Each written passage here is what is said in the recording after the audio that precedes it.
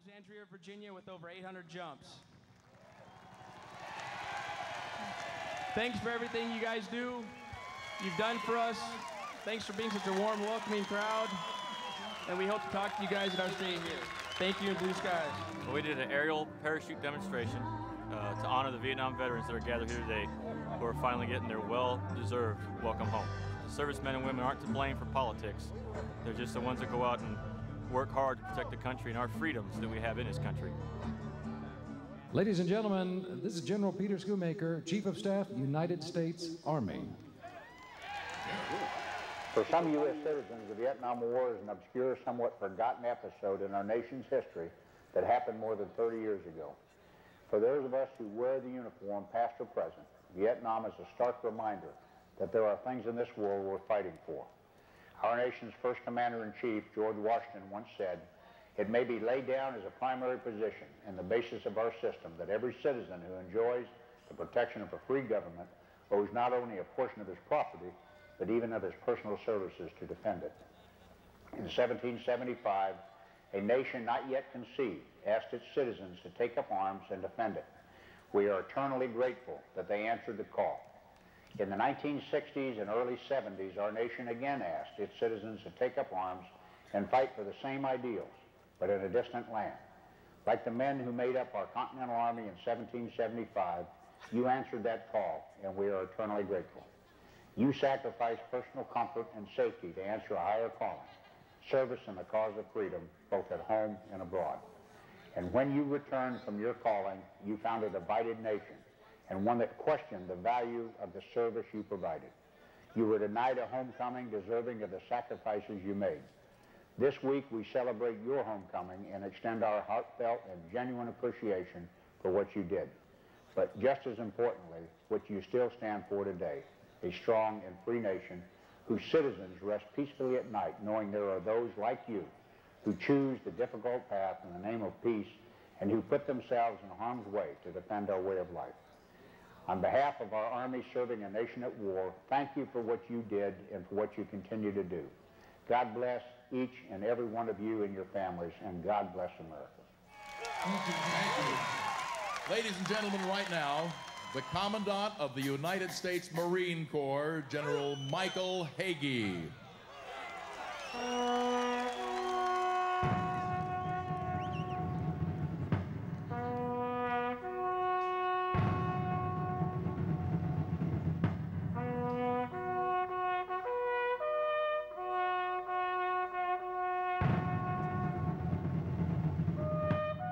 Here is a special message for Vietnam veterans from the Commandant of the Marine Corps, General Michael Hagee.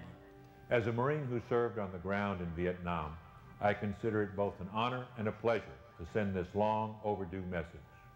Welcome home and thank you. As you gather together from across this great nation to commemorate the contributions and sacrifices made during the Vietnam War, I proudly stand before you to report that the Marines, soldiers, sailors and airmen of today, whether serving in the Al-Anbar province, the mountains of Afghanistan, or here at home, are performing magnificently in fighting the global war on terror. Each one of you deserves credit for the successes we are achieving right now. Your actions and your demonstrated commitment helped forge the great warrior spirit that makes up our forces today. Your contributions to our nation are readily apparent in the actions of today's brave servicemen and women. Most importantly, I want to personally thank you for the support you continue to show. You know all too well how important it is to have a nation behind you, and the service members out there hear you loud and clear. From Marines past and present, welcome home and Semper Fidelis. Ladies and gentlemen, we are now going live to Iraq. This is Sergeant Daniel Bailey with the 22nd Mobile Public Affairs Detachment in Tikrit, Iraq, based out of Fort Bragg, North Carolina. And with me today is CW2 Holmes, a Vietnam veteran. Good afternoon, Missouri. My name is Patrick Holmes. I'm out of Rochester, New York. I'm a former Marine with the 1st Battalion, 1st Marines, 1st Battalion, 9th Marines, 1965 through 69. Here serving with the 42nd Division Artillery. Okay, we just wanted to say hello, see how you all were doing, and tell you we appreciate everything you veterans did for us back in Vietnam. And we're over here doing our job and doing what we can to make you guys proud. All right. Thank you. You make us proud. Okay, we have one more person we're bringing on now. Got another guy, okay. Sergeant Justina Simmons. She's not a Vietnam veteran, but she's stationed here in Iraq as well, doing her job.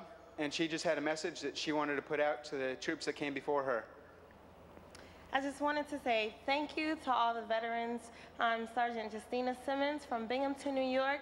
I appreciate everything that our veterans have done for us, and it's an honor to follow in their footsteps.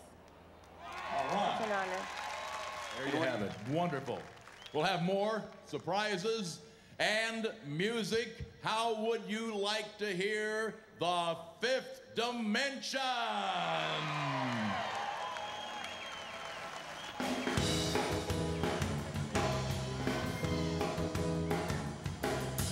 Would you like to ride in my beautiful balloon? Would you like to glide in my beautiful balloon? We can float among the stars together, you and I. But we can fly. We can fly. Come on, you and me. Come on, man. Dance. Dance. I said get down.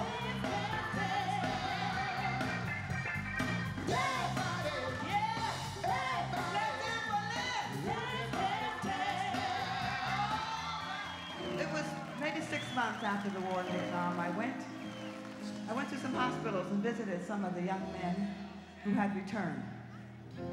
And I saw a very sad thing. You know, when they first came home, there were all kinds of visitors, people coming to see them, bringing them flowers, little teddy bears and stuffed animals. But then after some little time passed, there was no one. And they were just left there alone in their rooms. Young men, 19 and 20, many of them who had lost several limbs.